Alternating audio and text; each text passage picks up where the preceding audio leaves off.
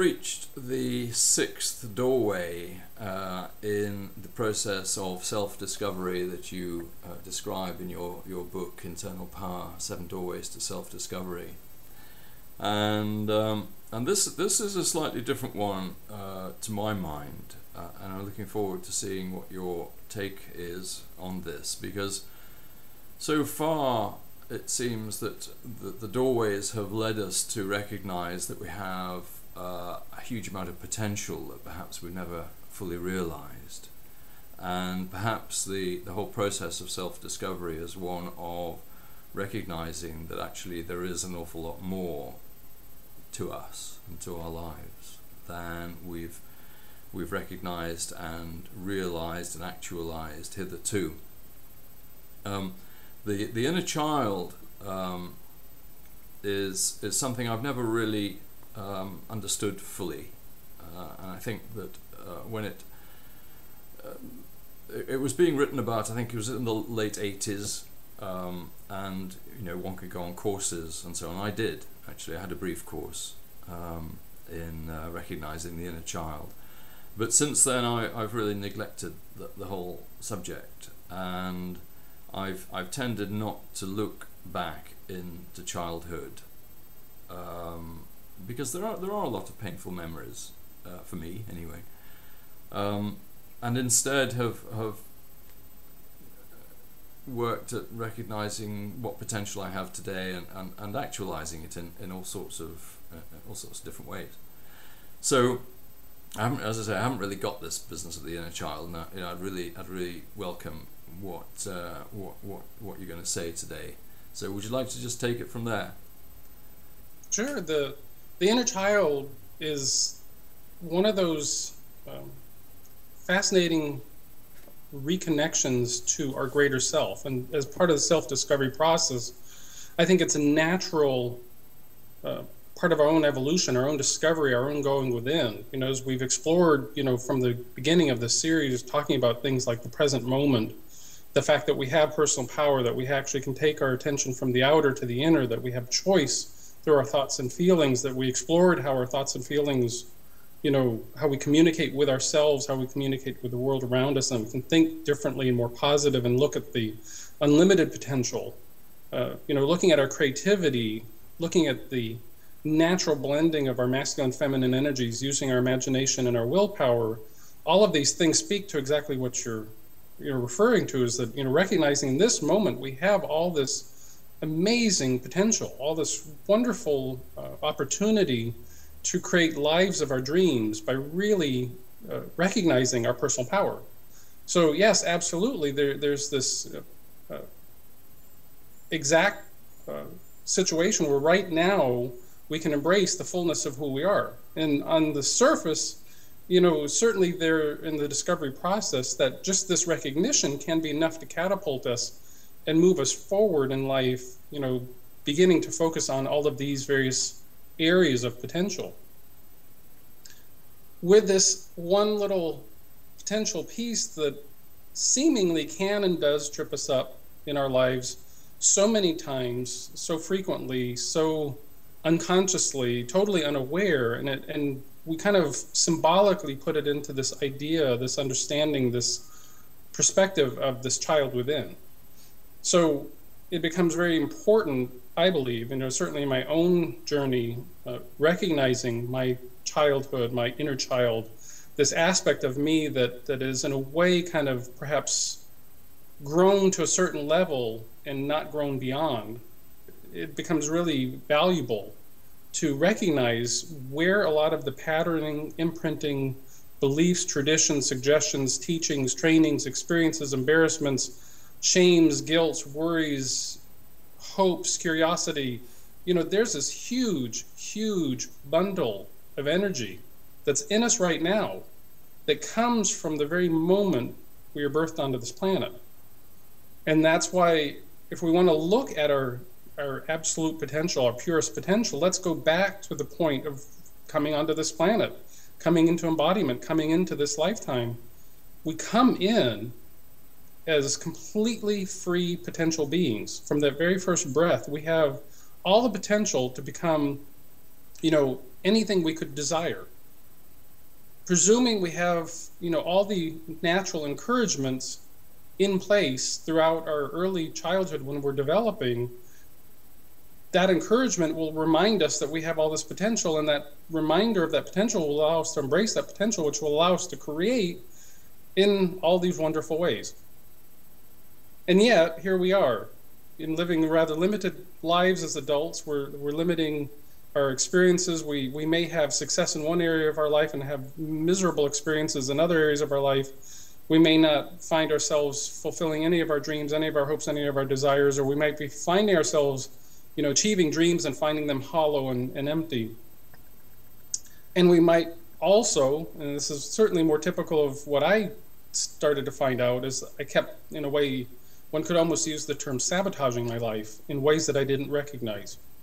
And it really comes back to understanding those very formative years that comes from our childhood. And childhood can, from first breath, we begin to be a sponge for all the information around us as we come into this world. In the very earliest years, we absorb tremendous amounts of energy by the energetics of people around us, not so much by the words, but more by the emotions and the interplay and the experiences of the way people are interacting around us. Then, as we kind of develop more of the cognitive skills, communication skills, we start to then work more directly with these energies. And the more we interact with these energies, we start to have experiences that we recall, and we start to imprint in our own world, our own versions of rights, wrongs, good, bads, judgments, misunderstandings, limitations, unlimited experiences. I mean, it's this whole combined mishmash of how to cope with this world where on some level we recognize we have unlimited potential, and yet in the real world that we're living in, we tend to be surrounded by tremendous amounts of limitation. So to recognize where we came from in that purest sense, and then how we evolved throughout our early childhood and even into our early adulthood, to move forward and understand who we are today, we really, in order to really understand and discover who we are today, we really need to understand how we got here. We need to recognize and really heal, release, detach from those things that no longer serve. And to be in this particular moment of self-discovery and recognize our potential, certainly that will take us a great way. And yet, without dealing with these emotional trappings that we carry with us, unresolved hurts, unresolved angers, unresolved aspects of shame and guilt and worry and embarrassment, whatever, or trauma, drama, depending on how difficult a person had their childhood or how easy they had a childhood, all these things will be in our field of reference now, because when we go to address something that we choose to say, work forward on a dream, we're going to pull up all of our resources, and part of those resources comes from our childhood. And when it's a really good, helpful resource, when it's the curiosity, the willingness, the sheer hope and dreams that we have as children, the unfettered creativity that we have as children, that can take us a long way. When we bring up the remembrances of those things that didn't work quite well or really ended up being very traumatic or dramatic for us, those things will come up too as resources, and those will be the things that oftentimes keep us from fulfilling what we actually want to do now in our more adult life. And the added benefit of understanding more of our own childhood and resolving, forgiving, releasing, bringing this child that we have within us forward as an energy bundle. And this energy bundle is all the positive potential. Right now, it's combining all the positive potential and all the limiting negative experiences. So we really need to embrace this inner child in a way to embrace all that extraordinary potential, because it really is extraordinary. I mean, when you think back of the pure essence of our childhood, the pure essence of our childlike focus on the growing up, we are filled with curiosity, we're filled with questions, we're filled with desires to find out, just how the world works. And that's a really positive component, because that allows us to, we tend not to be so habituated, we tend not to be so ritualized, we tend to be very open to all possibilities when we're young. And yet, as adults, we start to compound our frustrations and the things that don't quite work and the things that other people are suggesting. We take on other people's beliefs and traditions. We really never continue that pattern because we become so inundated with our experiences that become more and more limiting that as adults we tend to forget that we were even once a child. So this added benefit is not only will we recognize who we are and our potential, we'll recognize that everyone has this innate original pure potential in them. We'll also recognize that people have done the best they've known how because generation after generation we've been passing along limiting beliefs. We haven't necessarily been there to support and encourage the way we are capable of because we weren't supported and encouraged. We didn't learn it. We didn't know how to embody our potential, so therefore we couldn't extend that suggestion, that teaching, that training to others. And then in our adult life, we can start to recognize just how, not only in our lives, we'll begin to see how our childlike self will come forth and try to influence our adult experience, but we'll also start noticing it in other adults. We'll start noticing in other people where we can become more aware of when it is their inner child, their obstructive, perhaps more limited or negative aspects or shame aspects, anything that they would be bringing up of a more limited nature would be influencing their life. And the more we can embody, embrace, and parent, so to speak, our child, the more we can have greater compassion for those around us. And yet another layer, if we have children or we know children, now we can actually turn around and encourage them in ways that we were never encouraged ourselves, because now we have that ability to recognize this incredible potential. So the child within, we kind of use this framework as this bundle of energy. And we do actually, in this particular explanation, we actually do kind of use the visual aspects to embrace this inner child as more of a living being entity energy. It is ultimately more metaphorical. And what we're really striving to do is bring forth the greatest aspects of that childhood. And we do that by process of forgiving, releasing those things that were in that time period. But as an adult, we now have more mature wisdom, and we can actually blend that mature wisdom with that childlike instinct and that childlike curiosity and awareness for life, and actually establish an even stronger level of discovery and understanding and love. Because again, as we're moving forward, our next and final doorway in this series is about unconditional love. And this is, I think, a very critical and important piece in our lives to embrace that purest level of unconditional love, because we're not just loving ourselves unconditionally right here and right now, but in the recognition of this inner child, we're healing those things that we've been bringing forward into our more adult lives that have been unresolved. And it's all part of that total self-acceptance, that total unlimited acceptance, self-worth, self-esteem. It's something that we have to do for ourselves because we haven't been given it, we haven't been shown it by those models around us. This is something that we do in the self-discovery process to recognize, the bigger picture, the much, much bigger picture as we step into greater and greater awareness and greater love. So I think it is a very natural aspect. It's not something that we necessarily address just one time. We kind of incorporate it, as we'll discuss in this conversation a little bit more. We incorporate the child within. It really does become more of a natural aspect of our everyday waking consciousness. But before the parts that were perhaps an adversary, now we're going to ally with our inner childlike nature. And that just really takes kind of an exponential leap with our understanding, because now we're bringing the vast resources of our entire lifetime and all those additional resources of potential, pure potential, into this present moment. And then in this present moment, now we've just taken what we were talking about in the very beginning here, of all these things we can do and be and experience. Now we've just taken it into a much, much more quantum level of understanding. So a valuable, worthwhile process. So normally in our lives, we would, if we chose to, we would aim to realize our potential. We would aim to do the things that we want to do in our lives, and we'd learn how to do them, overcome obstacles, overcome any personal difficulties we might have. But from what you're saying, it sounds as if looking at one's childhood is what kind of a shortcut to that kind of process in a way, because you can find a lot of information that actually is somewhat unconscious or unconsciously preventing you from recognizing and realizing the potential that's there.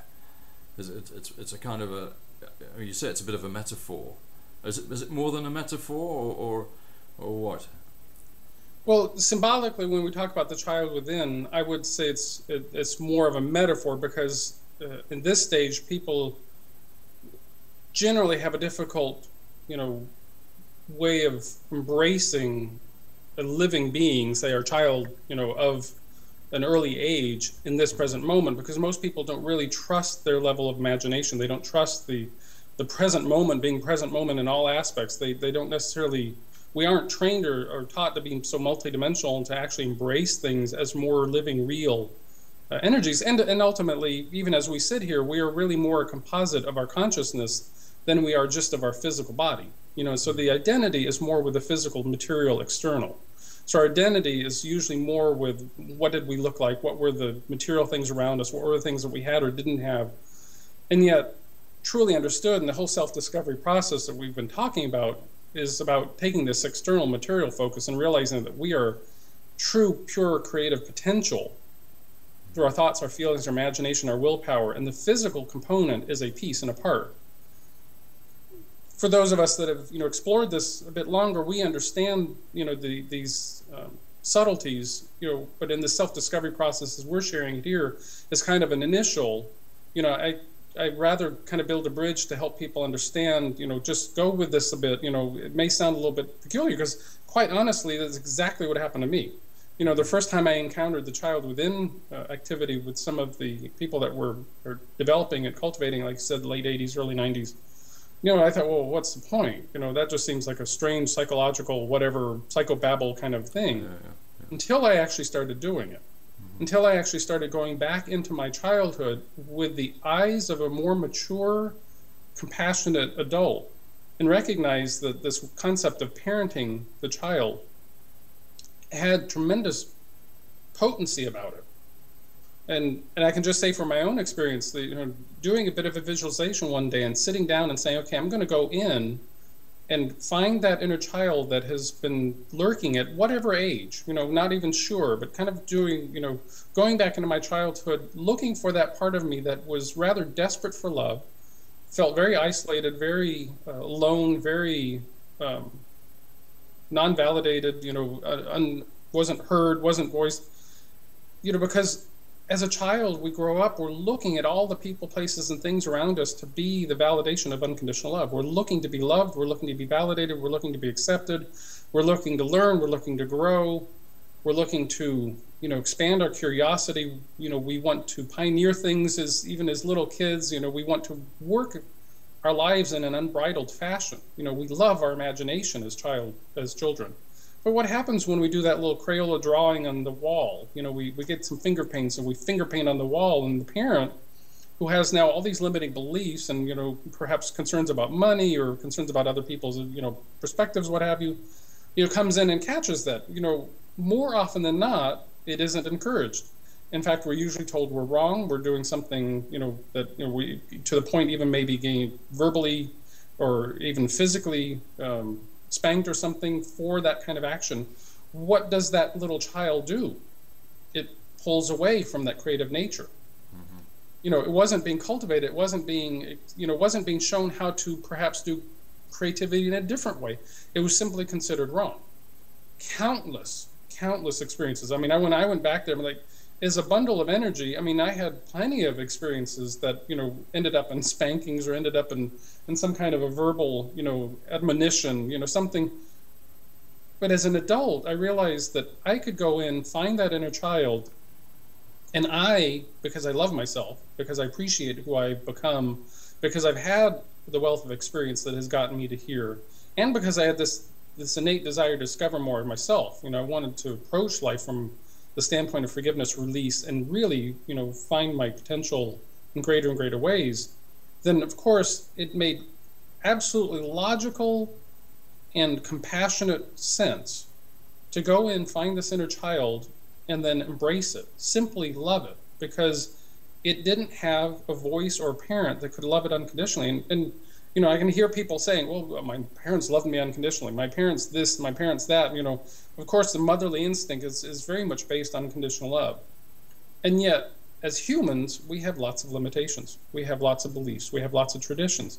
And however much, a parent can love a child as they would in this very human sense that we do, and it is beautiful, it is strong, it is, eternal bonds, there is still the adult person that is what we would call our parent, that has all the filters of all their shames, all their guilt, all their worries, their embarrassments, their hopes, their dreams, the things that have stifled them, things that worked well. And so at the moment of that unconditional love, of course, heart to heart, blood to blood, we're loving. We get that. And yet how it was acted out, parents' hopes and dreams are impressed upon their children, especially those that were not fulfilled in their own adult life. So here we are taking on the suggestions or the beliefs or rituals or traditions of our parents, because quite honestly, that's where we're going to look for the greatest parts of our teachings. Then we're going to go out in schools, and we're going to go out in humanity and community and playground, and we're going to look at all these other resources of people who are supposed to be teaching us the most highest, best, compassionate, unconditional, unlimited way, only to unknowingly run into people with lots of limiting beliefs, lots of shames, lots of worries, lots of hurts, lots of angers. So is it any wonder that generation after generation, and in this particular time period on the planet, billions turning into many billions of people on the planet, that there's this explosion of limitation? Because who has stopped to take the self-discovery path? Not many of us. So who's going in and saying, let's find our potential? I realized that it was important for me to go within and give my child self that nurturing, that love that it didn't feel it had. And what it did do in this brief visualization I did, I stepped into this part of my childhood, and I simply looked for that child to reveal itself. I wasn't looking for a particular age, and certainly I've done this with a variety of people, and the age can be from, 3 to 5 to 7 to 11. I mean, it can be, whatever age they connect with. It often represents, general terms, it often represents where that person has somewhat emotionally stopped growing. In other words, there's a point of which we often, because of all the things that happen in our home environment and our community and the reflections that we get, the teachings and the trainings we get, we often stop growing from a particular age. In other words, we kind of get to a point and we kind of begin to shut off our potential. And rather than carrying our potential forward, we start to mimic the people that we're around. We start to take on the attributes of the people around, and we start to become more like them and more like our community, more like the beliefs and traditions and rituals. And we go into our adulthood, kind of taking on all these habits, all these rituals, all these routines without ever questioning or honoring or recognizing that initial pure potential. In other words, we just kind of stop being open to all the possibilities.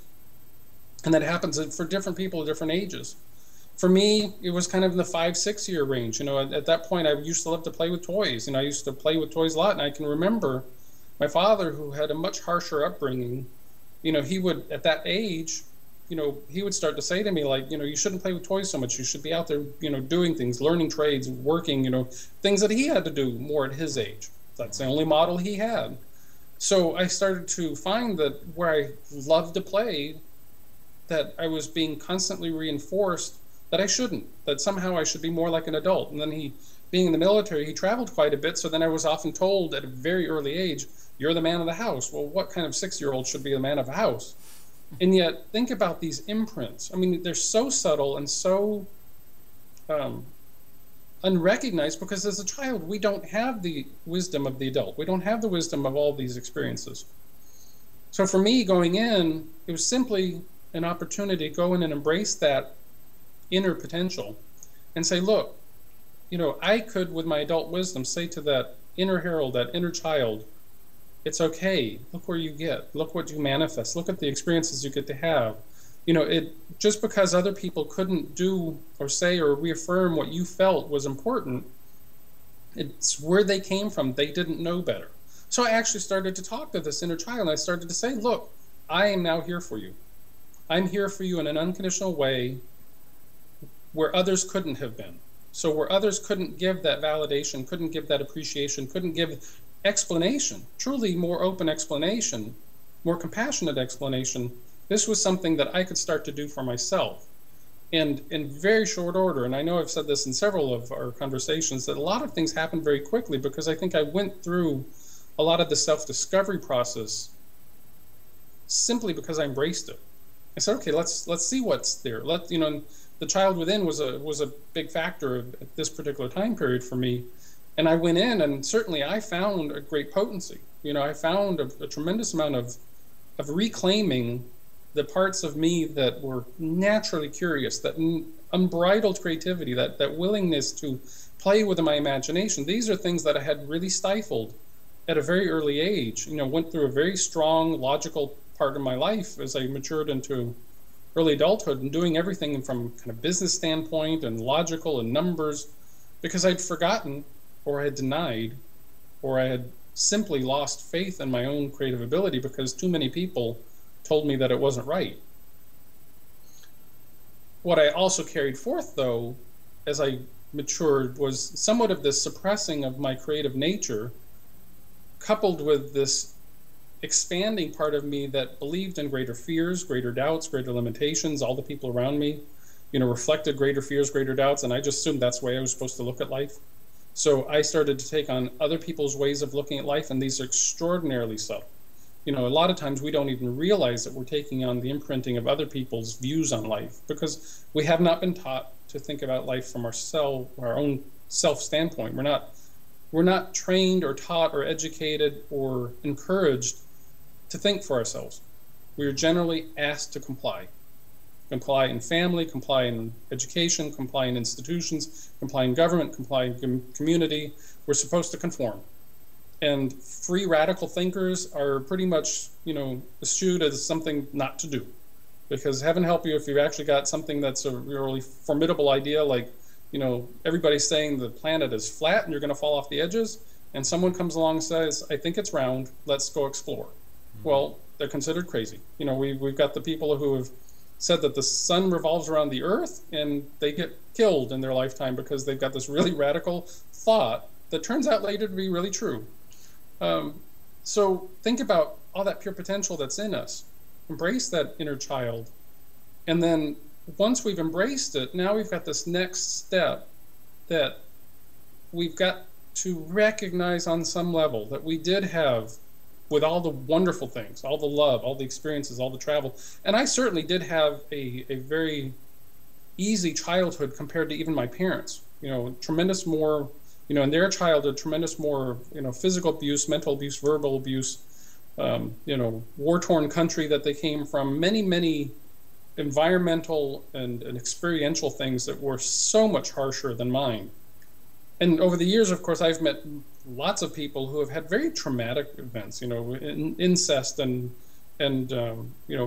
true deep mental abuse, physical punishment, variety of things that have strong imprints. And yet, as I've often said, who we are as a collective is very unique. And one person can weather a very seemingly difficult traumatic experience and really not attach themselves to it, say incest. Another person can have it and it can essentially sabotage their entire life.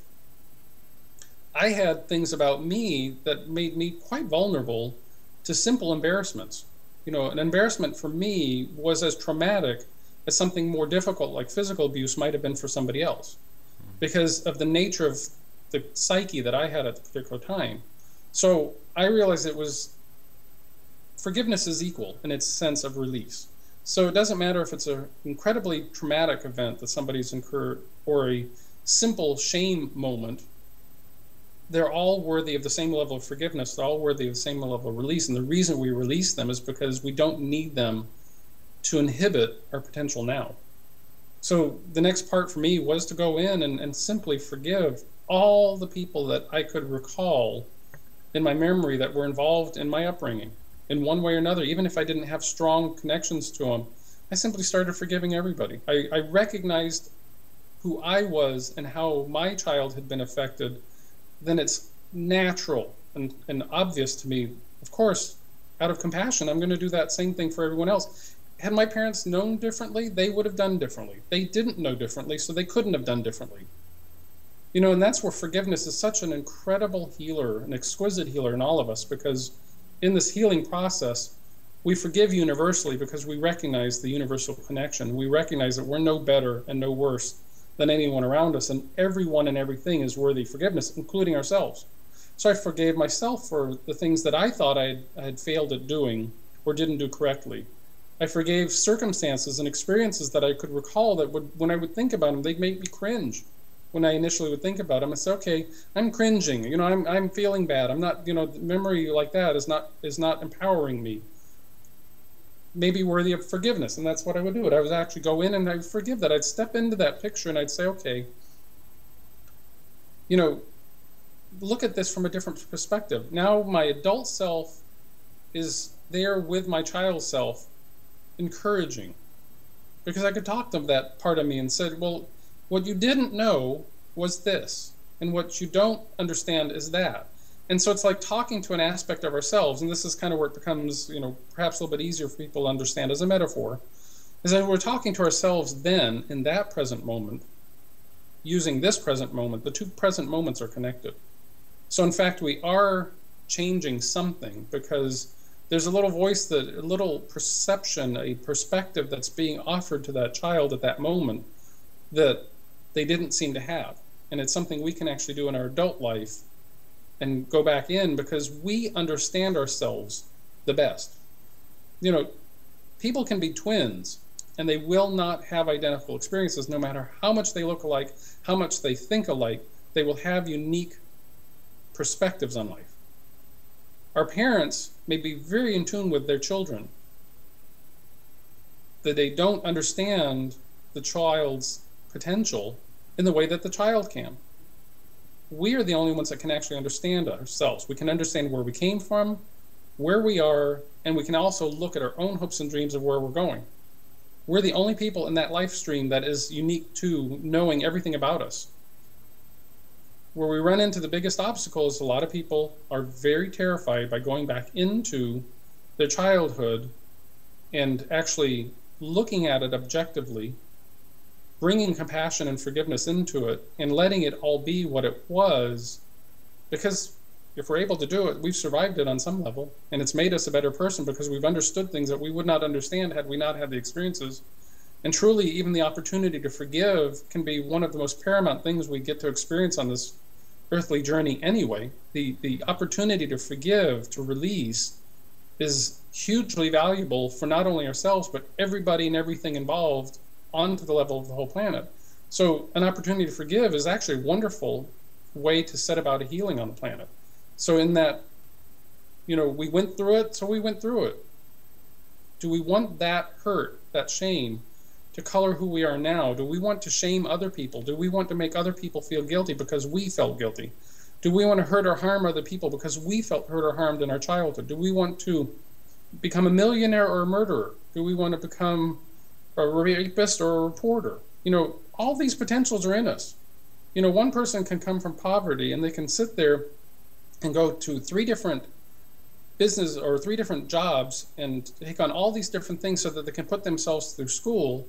And another person can come from great riches and completely become impoverished in their way of looking at life, not having any feeling or any giving nature and no desire to accomplish anything, and can maybe even commit suicide.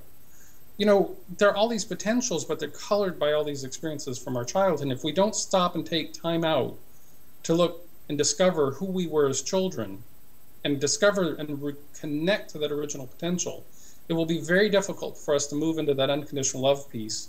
It will be very difficult for us to move forward with our hopes and dreams. It will be very difficult. We kind of bring a limit to how much we can discover.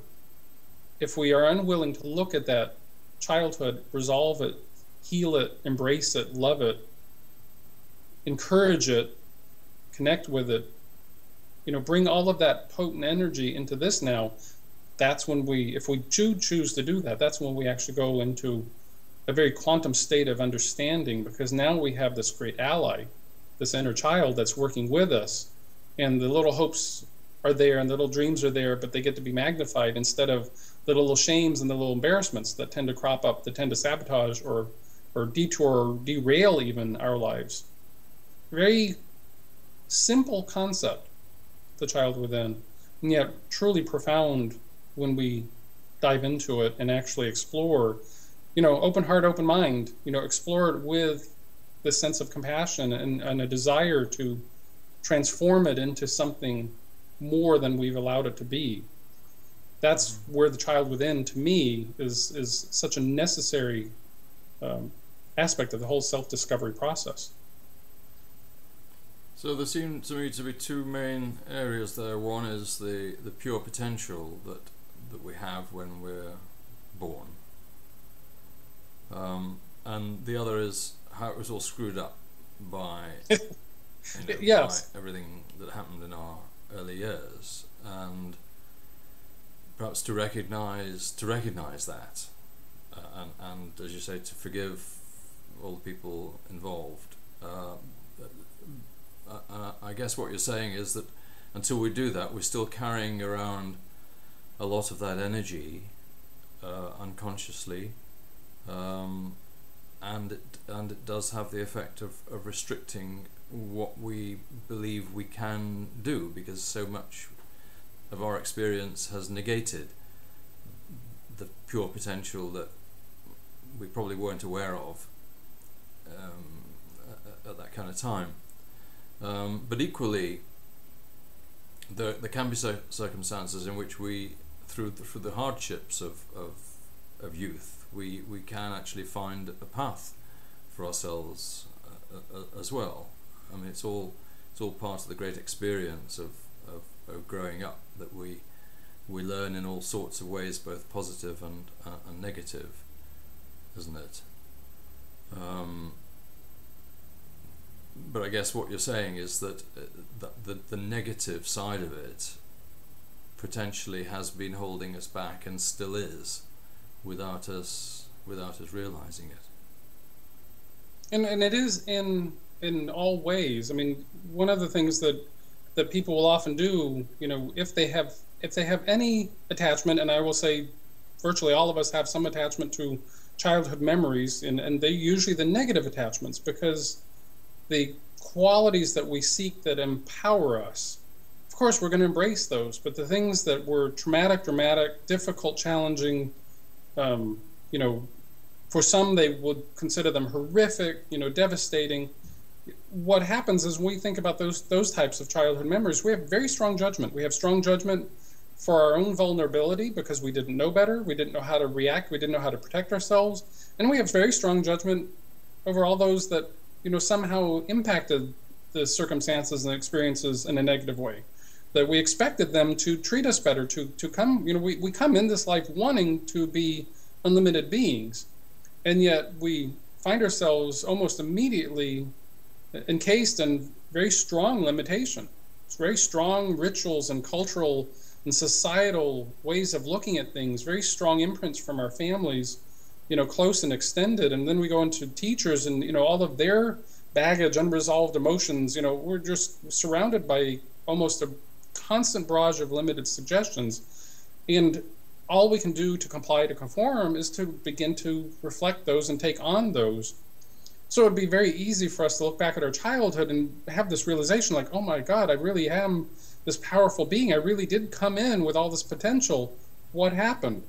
And then we look at all the things that in our childhood and like, well, how dare they? Why didn't they? What happened? And we'll be also mad at ourselves for having felt so incapable of actually doing anything about it. How's a 3-year-old going to stand up to an adult and say, I have this creative nature anyway?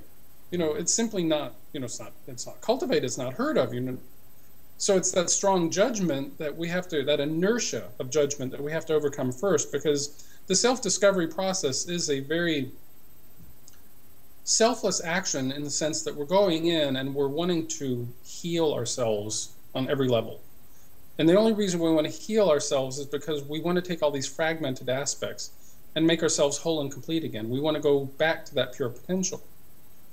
Well, we have to understand that as a child, we have all this grace, this curiosity, these unbridled imaginations, all these potentials, yet we don't always have the more mature adult wisdom, the very positive aspects of being an adult, the very positive things that says, you know, that an adult can experience certain these things, and then tell the child, okay, you know, put your hand in a flame and you have the potential of getting burned, or, you know, doing something that we just don't recognize as a child because we don't tend to have the experiences and the wisdoms.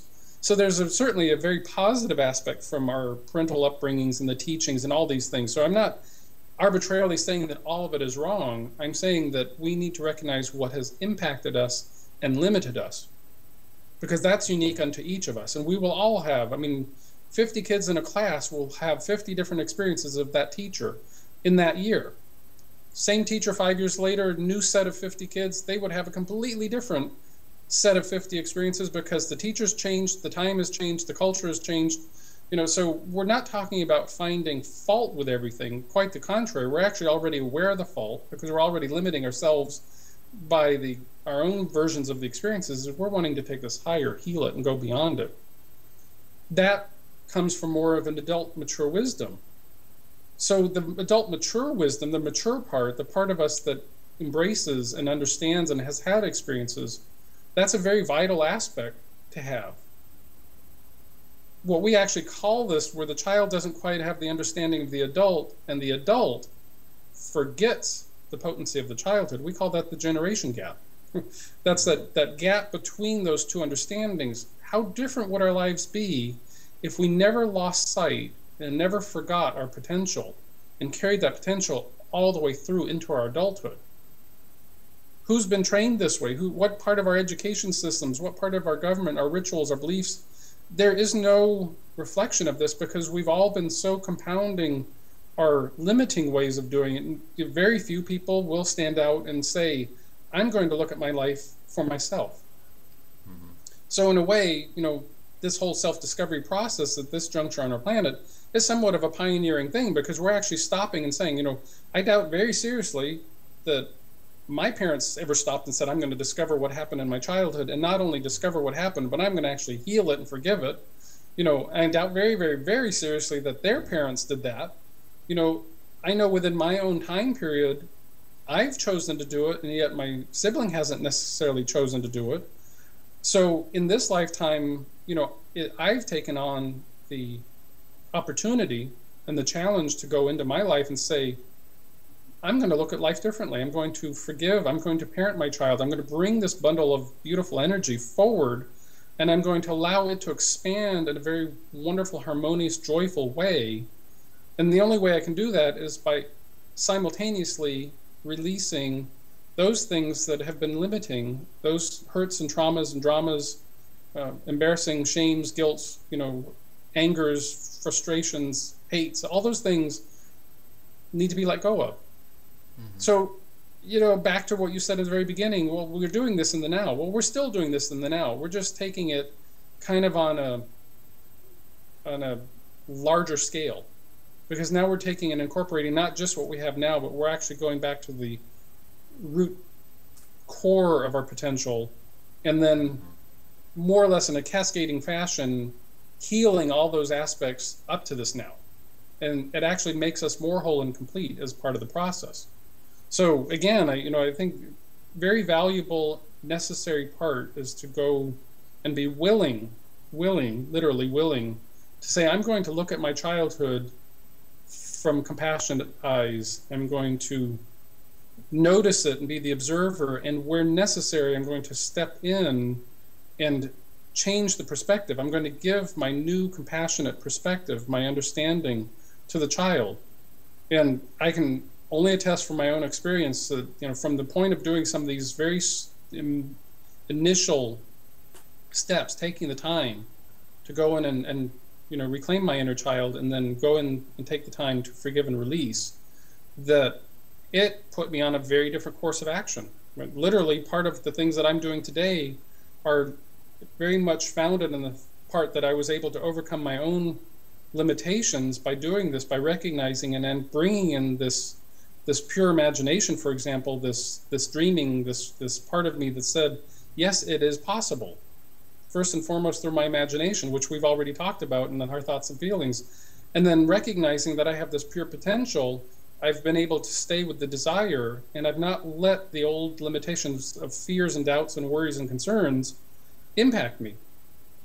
And it really came at the same critical time period where I was looking at so many parts of myself, embracing my inner youth, my inner child, was as formidable and potent as anything else I was doing, and has been a huge catalyst of allowing me to move forward and look at life more through childlike eyes, not childish, because a lot of our actions are childish, and we'll see our own childish nature flare up, and I still see it every once in a while, where this unresolved piece will be very childish, and then I'll just kind of laugh at it, and I'll kind of bring it back in, and I'll bring that childlike nature back in. And I certainly know now how to interact with people who can be, totally mature adults, patriarchs, matriarchs of their family, and in a moment they can be just like a toddler. And then I realize what's happening is that their little inner child is running and ruling them. They're having a temper tantrum, and I can just sit back and I can just love them, because I understand that's how I used to be. So it makes us much more effective in our outer world too, as we come from this point of greater recognition, this greater universal understanding of the wholeness of all of who we are and all the things that make us up right now. So it's just like kind of recreating the inner child into a purer form, without the traumas that it had. I mean, you talked about healing the inner child and forgiving those who screwed it up. But is it like recreating the inner child and actually, in a sense, becoming the inner child within? Because we are still the same person. And I wasn't thinking of it really like thinking of the inner child as being a different person from oneself.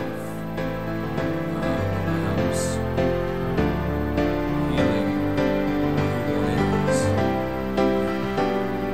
by visualizing or creating this inner child in its truer state, with its full potential, enabling it to live its life its own stuff. Well, we're not so much recreating the inner child. I mean, it can look that way, I guess, depending on a person, what perspective they would take. When I look at my childhood, I still remember all those moments that were, had been less than empowering, less than endearing, the difficult moments. What I did was, by going in, and what I'm sharing is by going in with compassion, going in with forgiveness, going in with our adult self, and actually being that voice of understanding, that voice of compassion to our inner child, we actually change the energy about our childhood. So the experiences may still be there, but what we're changing is the energy. We're evolving the hatred into love. We're evolving the anger into love. We're bringing understanding that wasn't necessarily in a specific experience. And we don't have to go into every experience. Generally speaking, we repeat patterns throughout our childhood and into our adulthood. We really just need to find one critical one, perhaps one that has been obviously influencing our current day life, and realize that that's part of a greater pattern. So if I could find a particular pattern or particular event, in my childhood that was somewhat representative of a lot of similar types of emotional reactions, I could go in and just have compassionate feeling and understanding, and by giving a different perspective, both observing non-judgmentally and then perhaps stepping in and giving recognition to myself and the child, again, somewhat simultaneously, is looking at it from a bigger picture. In the incidences that we have in our childhood, it's the perspective of a child, which is highly limited, with the open potential, kind of an irony there. And then the adult who has the mature perspective, who is simultaneously quite limited because they tend to only come from a certain view on life. It's not very broad. And now we're stepping in and say we're uniting both of those perspectives. So where the child, the parent could have done something that the child could only perceive one way because it has no frame of reference. The adult has forgotten the frame of reference of the child's, what's the word I will look at, the child's innate ability, that spontaneous part of our childhood. And as adults, we tend to be more habituated, so we tend to forget that spontaneity, for example. And so we tend to not recognize where the child's coming from because we have not recognized our own inner child. We're not recognizing that we were children too. We've forgotten what it was like to be children. I mean, more often than not, I find so many adults, they talk about children as if they're a completely different species on the planet. They seem so far removed from their own childhood that they forget what it's like to be a child. And one of the greatest things we can do is be very childlike. If we have children, go play with their children. Play with them like the children play. Reconnect with this incredible potent energy. Going in and seeing these past experiences through a mutual observation of who we are and who we were, a mutual observation of understanding who whether it was a parent or a teacher or some kind of influence that was in that experience, and just say and recognize, I didn't know any better, they didn't know any better. Had I known better, I would have done differently. Had they known better, they had done differently. And then in that, we just recognize, we've just simply come to a state of forgiveness. Well, what we've done is we've changed the energy, because now whatever we took on mentally and emotionally that caused a reaction, something that we felt hurt, and we can take it higher and we can feel a forgiveness for, it will no longer affect us in the same way. Something that I had done, and I relate to one story in this particular doorway, of having been given the opportunity at a very early age to go outside and do fall cleanup with my father, and he allowed me to use the lawnmower. And he went back inside, and I just thought it was the most fantastic thing. 6 years old, my father's trusting me with a lawnmower. And to him, he was like giving me that opportunity. Well, of course, I wanted to do the very best that I possibly could. It happened to be the same day that we had taken a above-ground pool, taken the liner out, gotten rid of the water, and airing out the pool liner to clean up for fall and put it away. And of course, as a child, I go up with a lawnmower, I see some tall blades of grass by the pool liner, and I want to get those tall blades of grass. And of course, it sucks in part of the pool liner and just shreds it, destroys it. And then I ended up having, terror that this could possibly happen, because I had no sense of physics. I had no earthly idea that this could happen. No reference point. And of course, what happens? My father comes out. He's angry because he sees that this has happened, and he sees the objective part of the pool liner being shredded, and his fears, financial fears, worries, doubts, concerns, they all come flooding forth, his childhood. And rather than, being able to compassionately explain what happened and being okay with it and just shrugging it off, his fears overwhelmed him, and then they became my experience, because then he lashed out verbally and physically to me. And of course, it imprinted me. Little did I know years later that every time I tried to do something, trying to perfect something, do a really good job with something, I would stop just short of fulfilling it, because I was afraid that I might suck in the pool liner, metaphorically. I might do something that would cause me pain and punishment, because that's what had happened at that particular point. And I'm sure there were other reference points, but this particular one stood out. It came flooding forth when I said I want to heal this.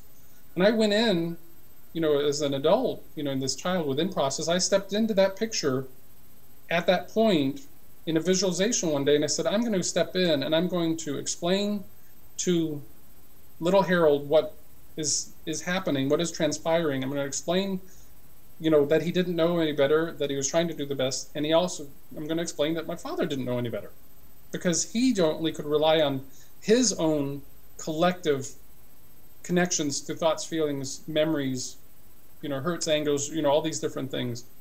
And I literally, at the point where my father was going to spank me, I just grabbed my inner child and I walked away. I just embraced it and said, look, now that you know, now that you understand how this works, you will do it differently. And as I share in my book, just a few days later, I started writing this particular book, which was my first book that I ever had never expected to write. Never in my life had I had that as part of my dreams, my hopes, my potentials. But I started to write this particular book. And I did not start on that particular chapter. I started at a very different place. Would I have necessarily felt I was capable of writing and getting a book published had I continued on that pathway? And I have found other examples in my life where when I healed and forgave and released that childhood experience, when I realized, a particular experience that was, truly just embarrassing for me. Now, the people around me may have never ever known anything about me having an embarrassing response. But because it was in my memory, I went in and I recognized that I had been embarrassed. And then I just stepped back and looked at it from a bigger picture. And I realized there's nothing to be embarrassed about. There's nothing to be ashamed about. It just wasn't a natural experience. And my response was only because I was limited by my own understandings at the time. So now when I do things, I'm not afraid to make mistakes. I'm not afraid to, what we would call embarrass myself, because I recognize that only I can feel the hurt, the shame, the hate. Only I can feel the embarrassment.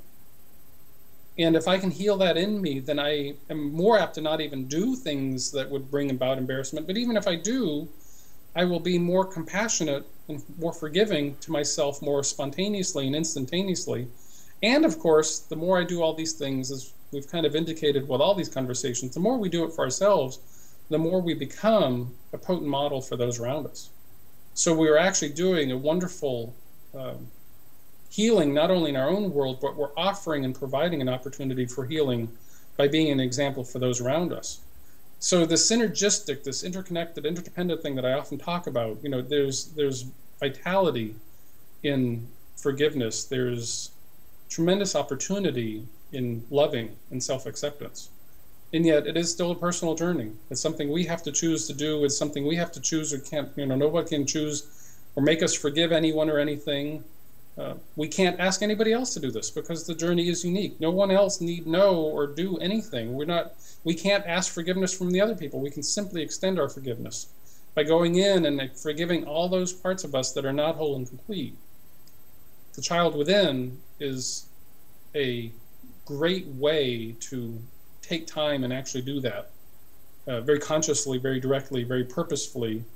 And, we don't spend the rest of our lives doing this all the time, because we will heal big parts of it, and then the rest of it, the more we embrace our potential, the less we will acknowledge or give weight to those things that are unempowering. So that brings us kind of to the very beginning of your conversation.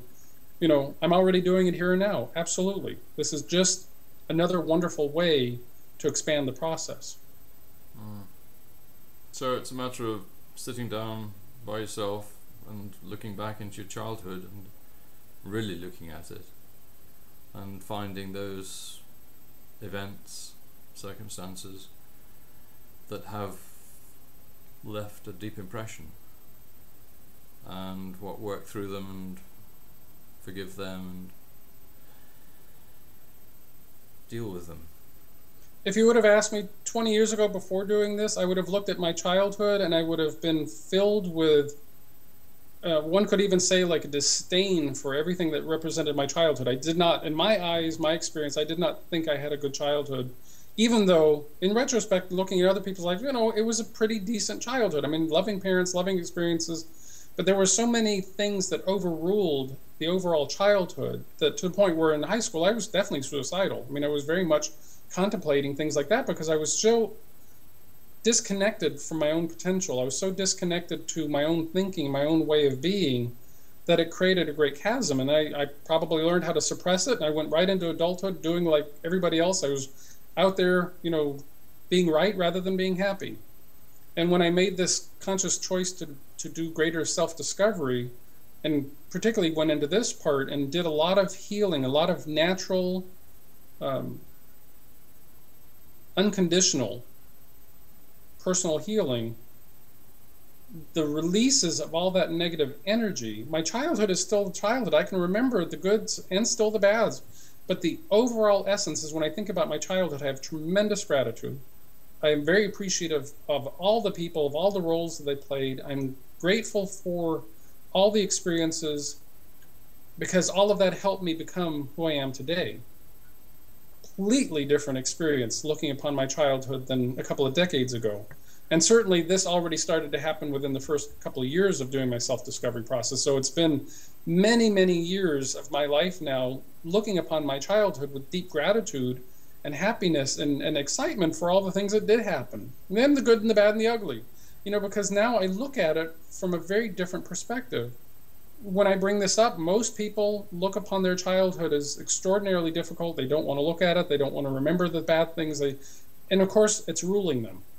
It's impacting their lives right here and right now, because all those limitations are a part of who we are now.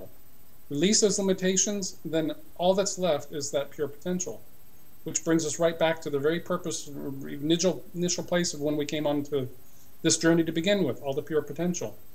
So I can say that changing the energy about my childhood by letting it go, detaching, forgiving, embracing all of it, accepting all of it, just for what it was and what it is, has allowed me to say that I had a really great childhood. Because even the things that were not good made me a much stronger person in the long run, because it gave me the contrast to embrace more of my potential today. So it doesn't matter how horrific it seems to have been. It's all worthy of forgiveness. It's all worthy of release. It's all worthy of embracing. And that inner child that's calling out to us is absolutely worth going back in and bringing back into our heart. Bringing that inner child, whatever age we might think it is, bringing it back into our heart and bring it back into ourselves, because we are that same person. Looks like we've got some work to do then, doesn't it? And I suppose you would say that most people have got the same sort of work to do, really, ideally, to bring out opportunity. It's a great opportunity. I think everyone would benefit tremendously by going and taking time out. And those that have taken it on, that I've met personally or even assisted, it's been extraordinary. I mean, truly extraordinary to see the transformations in their lives when they've been able to go back in this present moment, look at their past with the eyes of compassion, with the eyes of forgiveness and the eyes of healing, with the heart open, full breadth, and having really transformed and transmuted multi-generationally at that point, because this healing goes off in all directions. Because then when we do encounter, if we're fortunate to still have some of these people in our family, for example, we approach them completely different in this present moment, which means we have completely different experiences. We're no longer antagonized or taken aback by them. We actually embrace them, because we've seen the role that they've played, we've seen the role we've played, and we've simply allowed all of it to be what it is, rather than all the emotional energy that we attach to it for far too long. So it is definitely an extraordinary opportunity if people choose it. And certainly, if they're at that point and they're willing to do it, they will gain great benefit. And if not, that's perfectly okay too, because there will come a point in time where the opportunity will always be there. And they may find greater strength at another point where they're able to go in and heal in ways that they've never considered possible. Well, in what you've been saying, there's been a glimpse of how the next doorway could be that of unconditional love, because I'd been wondering how you were going to take what seemed, or has seemed to me, to be a kind of quantum leap of perception into unconditional love after all of this self-discovery. But I think what you're saying is that the inner child actually is the key to that, probably, that we have within us the ability to see our pure potential and to see it in others as well. And by accepting who we were and who we are, then it becomes very easy to go forth and create from a very different perspective than we have been creating. Okay, well, thanks very much for that, and I look forward to the next doorway that we go through. And the next doorway is going to be the fun one. This is where we bring it all together. We've built the momentum, and now it's just a matter of taking that one next step into the double doorways of unconditional love and see where that exploration takes us and what unfolds. Oh, well, I look forward to that. All right. Thanks very much. Pleasure.